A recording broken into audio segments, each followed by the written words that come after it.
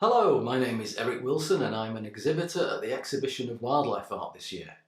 This year I'm going to be putting in this large snowy forest scene with a red fox in it, but there'll also be my usual big cat paintings on display there. Now Marion asked me if I would explain a little bit about the process that goes behind the paintings that you see at the exhibition. So I thought a good example would be the 2016 painting that I had at the exhibition, a painting called Where Tigers Prey. With so much of the world's wildlife facing extinction, I thought it would be nice to do a painting that highlighted the plight of the tiger, but highlighted it in quite a novel way. What would it be like to be a tiger facing extinction? Do tigers even know the peril that they're in? Well, I imagined a tiger that had come across the skull of a saber-toothed tiger.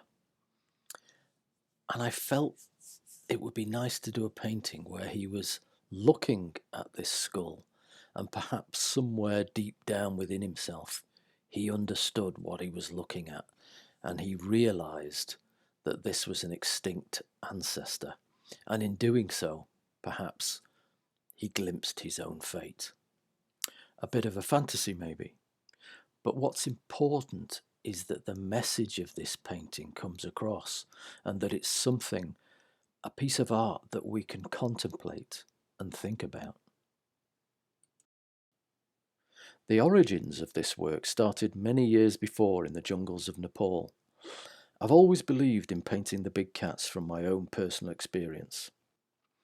I think this is a very important feature of my work. It's something that I set out to do from the very beginning. No matter what I wanted to paint, if it was gorillas, I'd go to Zaire, sit with the gorillas.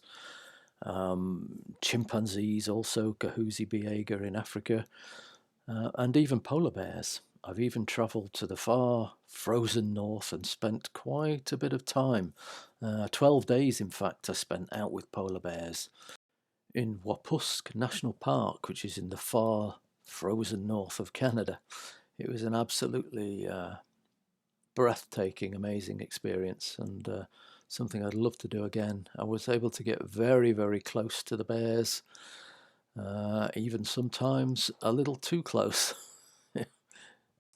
But from that trip, I was able to come back to my studio and paint some polar bears that I knew were genuine, were from my own personal experience, and I think that gives them that little extra something.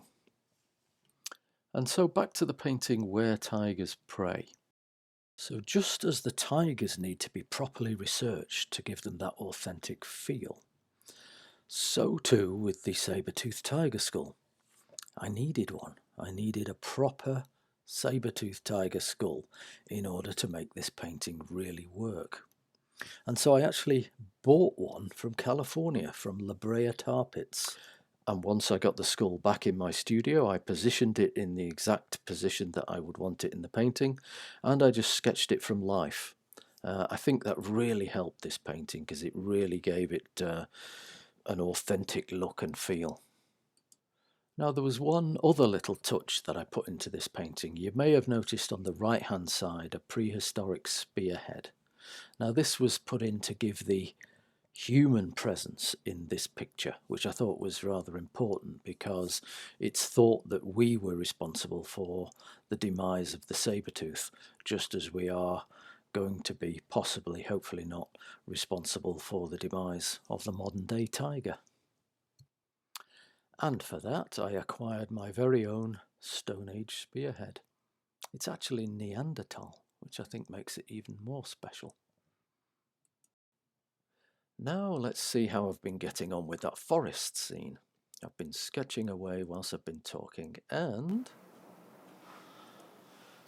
just like that, the painting is finished. Finished and ready for the show. This will be on display at the exhibition of Wildlife Art held at Goredale Garden Centre. The exhibition is on from the 24th to the 26th of July. It's a fantastic show. The best wildlife artists in the country will be there. And I promise you it's a great show and I would love to see you there. So do come along if you can. Thank you.